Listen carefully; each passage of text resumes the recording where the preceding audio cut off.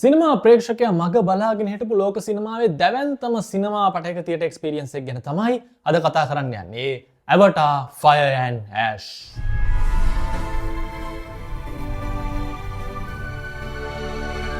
Avatar Fire and Ash මුලින්ම මම මේක තියටර් එක්ස්පීරියන්ස් එක පොඩ්ඩක් ෂෙයා කරගෙන ඉන්නම්. කතාව එකයි. ඔය Avatar 2 Avatar 3 වෙනකන් ආපු කතාව අර එකම රාමුවේ තමයි යන්නේ. හරිම ෆැමිලි අපිට සමීපයි. ඇයි මම ඒ වුණාට මේක තියටර් එකේ බලන්න කියන්නේ? ඒකට ප්‍රධානම හේතුව තමයි මේකේ විෂුවල්. තනිකරම මේ කතාව මයින්ඩ් බ්ලෝවින්, මයින්ඩ් බෙන්ඩින් විෂුවල් ට්‍රීට් එකක් ප්‍රේක්ෂකයන්ට දීපු කැමරන්. කැමරන්ගේ පරිකල්පනයේ තියෙන ආසාව මේ Avatar ඇතුලේ අපිට දැක ගන්න පුළුවන් වෙලා තියෙනවා. මාරම ලස්සනයි මේ රූප. ඇහැ පිනවනවා. තනිකරම සුරංගනා ලෝකයක් දිහා හරිම යථාර්ථවාදීව බලාගෙන ඉන්නා වගේ තමයි දැනෙන්නේ. ඒ තරමට කොච්චර ෆැන්ටසියක් වුණත් මේ රූප මාර ඇත්ත විදිහට හරිම සත්‍යවාදීව නිර්මාණය කරලා තියෙනවා. අපේ ඇඟට දැනෙනවා. ඔයාට පුළුවන් ලොකුම ස්ක්‍රීන් එකේ මේක බලන්න. එතකොට මම මේ කියන දේ මොකක්ද කියලා ඔයාට තේරෙයි. 3D IMAX experience එක නම් next level. මම අර කිව්වා වගේ ඔයාට පුළුවන් ලොකුම තියටර් එකට ගිහිල්ලා මේ 3D IMAX experience එක ගන්න. කොයිතරම් මේක මේ මෑත කාලින ඔයාට ලැබුණු හොඳම තියටර් experience එක වෙනවා. විශේෂයෙන්ම හොඳම 3D තියටර් experience එක කියලා මට recommend කරන්න පුළුවන් Avatar Fire and Ash. මම කියවනේ කතාව එකයි කියලා. එහෙනම් ඇයි මේ චිත්‍රපටය ගැන මම කතා කරන්නේ? මේක බලන්න ඕනේ. තව අපි පොඩ්ඩක් ගැඹුරට යමු. චිත්‍රපටයේ තිබුණු හොඳම ඇස්පෙක්ට් එක සහ වටිනාම ඇස්පෙක්ට් එක තමයි විෂුවල්ස්, රූප. මේ රූප සහ මහා පරිමාණ සෙට්ස්, ඒ වගේ මේ ජීවීන්, මේ පරිසරය, ඒ ලෝකය, ඒ සත්තු, අර කිව්වා වගේ ලස්සන විෂුවල්ස් වලින් ඉදිරිපත් කරලා තියෙන විදිහ චිත්‍රපටය ඇතුලේ ඉතාම විශිෂ්ටයි. පුංචි ප්ලොට් පොයින්ට් එකකට පවා මේ අය තමන්ගේ පරිකල්පනය යොදලා තමයි නිර්මාණය කරලා තියෙන්නේ. විශේෂයෙන්ම නිදසුනක් ඉදිරිපත් කළොත් ඔයාලට මතක ඇති අර ඕපනින් සීක්වන්ස් එකේ තියෙන වින් රයිඩර්ස් ලගේ යානා. ඒවල පුංචි කඹ කෑල්ලක තියෙන නූලකට පවා මේ අය තමන්ගේ පරිකල්පනය යොදලා තමයි නිර්මාණය කරලා තියෙන්නේ. මම අර කිව්වා වගේ ලොකුම ස්ක්‍රීන් එක ඔයා මේක අත්දැකීම ලබා ගත්තොත් ඔයාට පෙනෙයි මම මේ මොකක්ද කිව්වේ කියන එක. ඊළඟට මේක මේ විෂුවල් ඉෆෙක්ට්ස්, VFX, CGI වලින්ම විතරක් නිර්මාණය කරලා රූප ගොඩනගලා මේ චිත්‍රපටය පුරවන්න උත්සාහ කරලා නැහැ. ඒ හැම සීන් එකකම, මේ හැම රූප රාමුවක, හැම සීක්වන්ස් එකකම ජේම්ස් කැමරන්ගේ පරිකල්පනය අපිට දැනෙනවා. කොයිතරම් මහන්සි වෙලා තියනවද මේක නිර්මාණය කරන්න කියන එක ප්‍රේක්ෂකයාට ඉතාම හොඳින් දැනෙනවා. කොච්චර මහා පරිමාණ විෂුවල් තිබුණත් මෙන්න මේ මහා පරිමාණ විෂුවල් එක්ක බැඳෙන්න ප්‍රේක්ෂකයාට කාලය ඉඩ ලබා දීලා තිබුණ චිත්‍රපටය ඇතුලේ. කියන්නේ එකපාරටම ගැටුම් ඇති වෙන්නේ නැහැ. එකපාරටම ප්‍රශ්න ඇති වෙන්නේ නැහැ. ප්‍රශ්නයක් එන බව අපිට හිමීට ප්‍රේක්ෂකයාට ඉඟි ලබා දෙනවා. අන්න එහෙම තමයි කතාව ගොඩනගලා තියෙන්නේ. අන්න ඒ නිසාම මේ මම කිව්වා වගේ මේක ෆැන්ටසියක්නේ. මේ ෆැන්ටසිය ඇතුළේ ඉන්න චරිතයකේ පරිසරය එක්ක බැඳෙන්න ප්‍රේක්ෂකයාට ඉඩ කඩ ලැබිලා තිබුණා. ඒ වගේම ඇක්ෂන් සීක්වන්සස් සහ සෙට්ස් ෂණිකව මාරු වෙන්නේ නැහැ. උදාහරණයක් විදිහට ගැටුම් ඇති වෙද්දී සෙට්ස් විනාශ කරලා එකපාරට තව තැනකින් වේගෙන් ෂණිකව මාරු වෙන දර්ශන නැහැ. කතාව අපිත් එක්කම හිමීට ෆ්ලෝ එක ගලාගෙන යනවා. ප්‍රේක්ෂකයා මේ පිටසක්වල ඇතුලේ මේ ජීවීන් එක්ක බැඳෙන තරමට කතාවට ඉඩ ලබා දීලා තිබුණ චිත්‍රපටය ඇතුලේ. අන්න ඒ නිසාම තමයි ඉමෝෂනලි වගේම විෂුවලිත් හරිම තැනට ප්ලාන් කරන්න පුළුවන් වෙලා තිබුණේ මේ මහා පරිමාණ කතන්දරේ. මේ විදිහට නිර්මාණය කරපු විශේෂම මට දැනුණුම සීන්ස් ටිකක් මතක් කරොත් අර ක්වරිච් සහ මේ වරන්ගේ හමුවීම. තමන්ගේ ප්ලෑන් එක ඉදිරිපත් කරන්නේ වරන් ළඟට ගිහිල්ලා අන්නේ ගිනිකන්ද නිර්මාණය කරලා තිබුණු පරිසරයේ ඒ කතාවේ සම්මුඛ වීම මරු.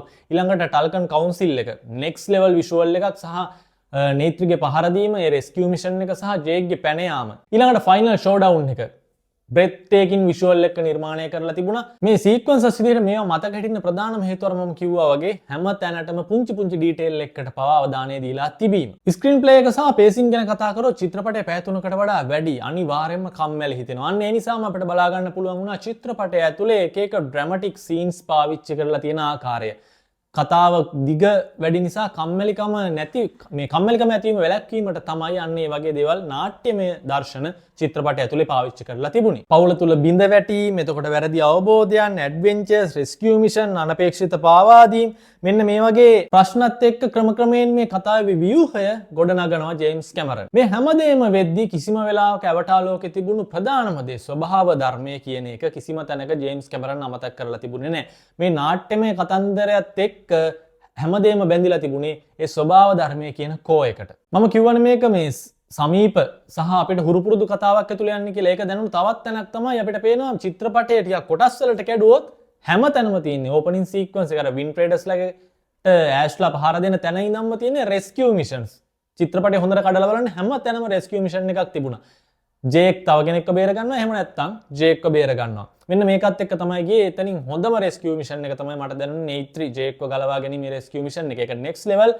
හැබැයි අර මම කිව්වා වගේ සමීප හුරුපුරුදු කතාවක් ප්‍රේක්ෂකයව කම්මැලි නැතුව අර විෂුවල් ට්‍රීට් එක තියටර් එක්ස්පීරියන්ස් එක දෙන තැනදී නම් ඇවටා වලට සම කරන්න තවත් කතාවක් නැහැ. අන්න ඒ නිසා තමයි මට හිතෙන්නේ ඇවටා මට අනුව ඊටාම සාර්ථක තියටර් එක්ස්පීරියන්ස් එකක් කියලා. බෙස්ට්ම කැරක්ටර් එක සහ මගේ ෆේවරිට්ම කැරක්ටර් එක නළුවෙක් විදිහට වගේම චරිතයක් විදිහටත් ඌනා චැප්ලින්ගේ වරන්. ස්ටයිලිෂ්, පවර්ෆුල්, ඒ වගේම මැනිපියුලේටිව් මේ ඔක්කොම එකතු කරලා තමයි මේ විලනස් කැරක්ටර් එක නිර්මාණය කරලා තිබුණේ. සහ එයාගේ වෝක් එක මාර ස්ටයිලිෂ්. ඒ වගේම අනිත් අය කතා කරන විදිය, පාවිච්චි කරන විදිය පියෝ ඊවල් කැරක්ටර් එකක් විදිහට තමයි ඌනා චැප්ලින්ගේ වරන්ව නිර්මාණය කරලා තිබුණේ. ඉතින් ඇවටා සාගයක ඇතුලේ මේ වගේ පියෝ ඊවල් කැරක්ටර් එකක් කලින් චිත්‍රපටි දෙක ඇතුළේම අපි දැක්කේ නැහැ. ක්වරිච්චුණත් ස්පයිඩර්ට ආදරේ. ඒ වගේම අන්න ඒකත් එක්ක තමයි ගනුදෙනුව තිබුණේ. සහ සොල්දාදුවෙක් කියන එක අපිට නිතරම පෙනුණා. ක්වරිච් මේ දුෂ්ටයා වුණාට අන්න ඒ නිසා තමයි මෙයාගේ වරන්ගේ චරිතය අපිට මාර විදිහට දැනුනේ. ඇවටා ඇතුලේ අපි නොදැකපු චරිතයක් ඉදිරිපත් කරනවා ජේම්ස් කැමරන් මේ පාර. විශේෂම දේ අපි දන්නවා ඒ වගේ ෆිලෝසොෆි, ඒ දර්ශනයේ ස්වභාව ධර්මයේ තියෙන නීති රීති මේවත් එක්ක තමයි අනිත් නාවි ගෝත්‍රිකයන් බැඳිලා ඉන්නේ. අපිට මෙතනදි පෙන්වනව නැහැ. ඊවව ගණන් ගන්නේ නැති එතනින් එහාට ගියපු එක්ස්ට්‍රීම් රූල්ස් එක්ක ඉන්න කැරක්ටර්ස් මේ ලෝකේ ඉන්නවා කියන එක. 3 එකේ මම දැකපු පොසිටිව්ම දේ තමයි ඒක. අපි දන්නේ නාවිලා කියන්නේ ස්වභාව ධර්මයේ එක්ක ඉන්න ජීවීන් පිරිසක්. ඒ අනුකූල තමයි ජීවත් වෙන්නේ. අන්න ඒක බින්දලා දානවා ඌනා චැප්ලින්ගේ මේ වරන් කැරක්ටර් එක හරහා. මේ චරිතය ගැන තවත් කතා කරොත් අපිට පේනවා පාලනය කරන්න, ආධිපත්‍ය පතුරවන්න, මංකොල්ල කන්න, මරන්න, තනිකරම නරක ස්වභාව ධර්මයේ කියන දෙයට එපිටින් යන පිරිසක් විදිහට තමයි ඉදිරිපත් කරලා තියෙන්නේ. ඒ වගේම කොරිච් සහ වරන්ගේ මේ බැඳීම, ඒ කතන්දර හින ඩිස්ටර්බින්.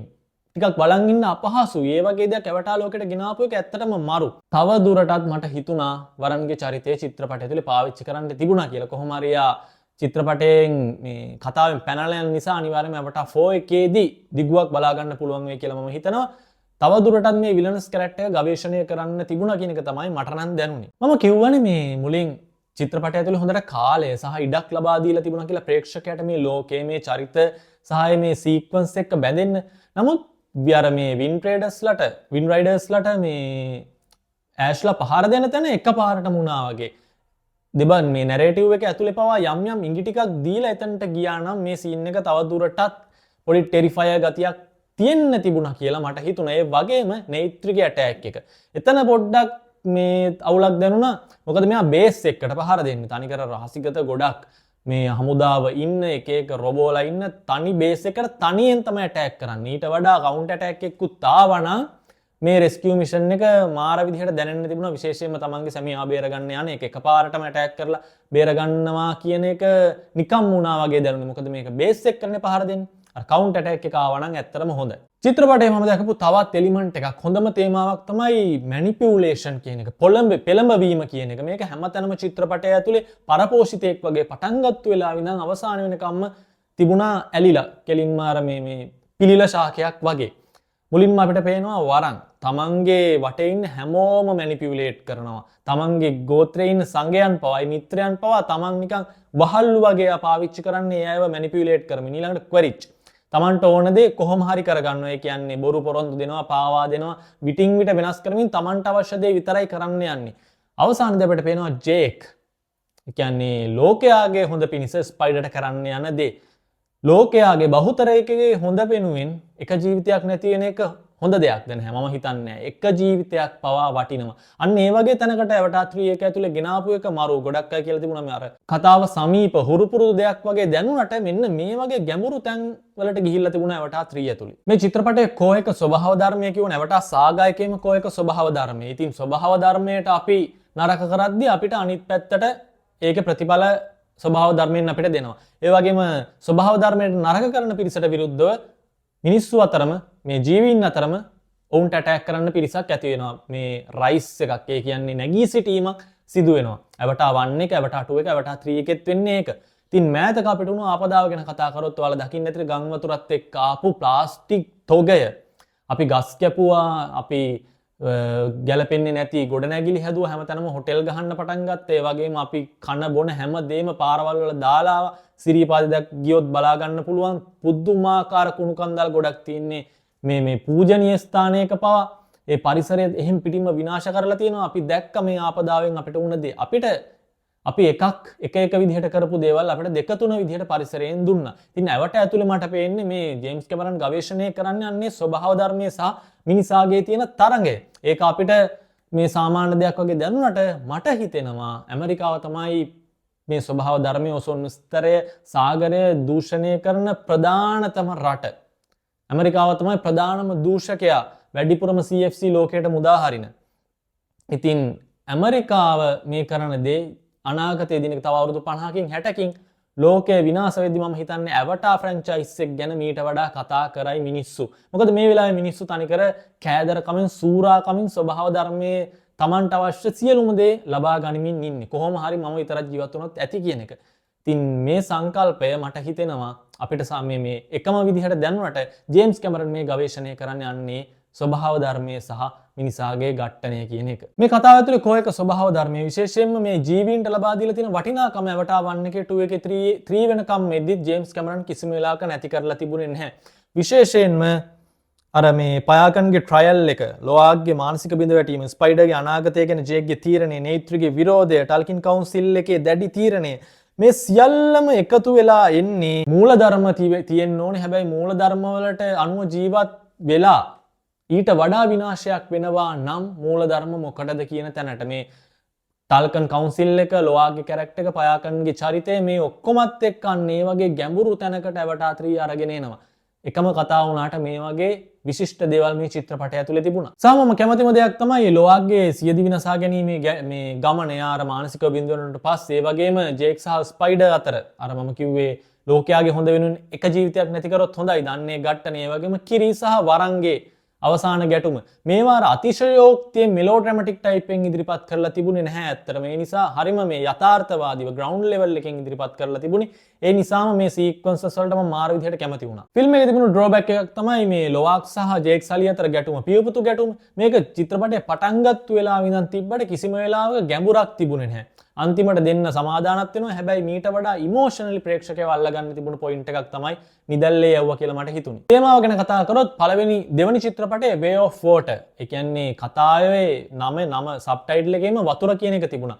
ඒ වතුර කියන එක චිත්‍රපටයේ පුරාම තිබුණා. නමුත් මේක Fire and Ash වලට එද්දී චිත්‍රපටය ඇතුලේ ඒ තරමට තේමාවට අනුගත වෙලා තිබුණේ නැහැ කියලා හිතුණා. තවදුරටත් Fire and Ash කියන මේ ගින්දර කියන සංකල්පය මේ ලෝකයේ ඇතුලේ ගවේෂණය කරා නම් හොඳයි කියලා මට හිතුණා. ඊළඟට අනිවාර්යයෙන්ම මතක් කරන්න ඕනේ ඇවටා කියන්නේ සිනමාවේ තාක්ෂණය පැත්තෙන් ගත්තොත් මාස්ටර්පීස් වැඩක්, මාස්ටර් වර්ක් එකක්, මාස්ටර් ලෙවල් වැඩක් අනිවාර්යයෙන්ම. විශේෂයෙන්ම නවෝත්පාදන නිර්මාණශීලීත්වය වගේම ජේම්ස් කැමරන්ට මේ කතාව කියන්න තියෙන ආසාව, ඒ පැෂන් එක චිත්‍රපටයේ පුරාම අපිට දැනුණා. මම කිව්වා වගේ තව වසර ගණනාවකින් අනිවාර්යයෙන්ම Citizen Kane, Lawrence of Arabia, Vertigo, Psycho ගැන කතා කරනවා වගේ ඇවටා ගැන අනිවාර්යෙන්ම කතා කරයි. මේක ෆැන්ටසියක්. ඒ වුණාට අනිවාර්යෙන්ම IMAX 3D තියටර් එකක ඔයා බලද්දි ඔයාට දැනෙයි කොච්චර අංශු මාත්‍රයකට පවා මේ අය ලබා දීලා තියෙන මේ වටිනාකම.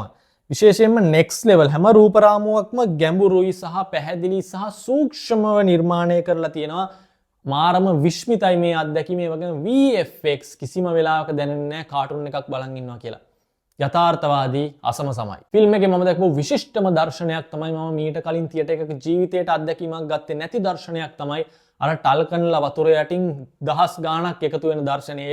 ඒක නිර්මාණය කරේ කොහොමද දන්නේ නැහැ. ඒක නම් මාරම තියටර් එක්ස්පීරියන්ස් එකක්. අනිවාර්යෙන්ම ඔයා බලන්න ඕනේ ඒක. මේ තාක්ෂණික කාරණා, මේ ගැටුම්, මේ එක ගෝත්‍ර එක්ක ගලාගෙන යන කතාවේ මම ආසම තැනක් තමයි මේකේ තිබුණු කමින් ඔෆ් ඒජ් ස්ටෝරි එක.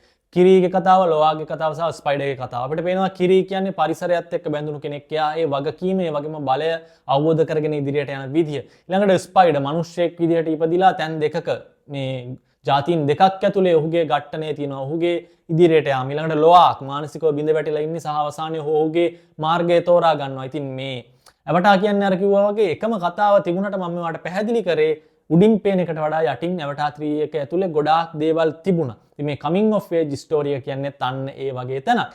ඉතින් අද කතා කරේ Avatar 3 Fire and Ash ගැන. Avatar කියන්නේ අනිවාර්යයෙන්ම ඔයා කිසිම වෙලාවක තියටර් එක්ස්පීරියන්ස් එක මගේ හැර ගන්න ඕනේ නැති චිත්‍රපටයක්. ඒ නිසා මේ කියපු දේවල් එක්ක අනිවාර්යයෙන්ම ෆිල්ම් එක ගිහිල්ලා බලන්න. මේ රූප ඔයා සිනමා ලෝලියෙක් නම් තියටර් එකක දකින්නම ඕනේ. මොකද මම හිතන්නේ ගෙදර බලලා මේ Avatar එකේ දෙන මේ විෂුවල් ට්‍රීට් එක ඔයාට රස විඳින්න පුළුවන් වෙයි කියලා. ඉතින් රිවිව් බයි ක්‍රෂාද් එක දිගටම එකතු වෙලා ඉන්න. අපි කතා කරමු අනිවාර්යයෙන්ම චිත්‍රපට ගැන. නොදකව පැතිකඩ ඕන චිත්‍රපට තියෙනවා නම් කමෙන්ට් කරන්න. අපි අනිවාර්යයෙන් මේ ගැනත් කතා කරමු. ඉක්මනින්ම හමු වෙමු.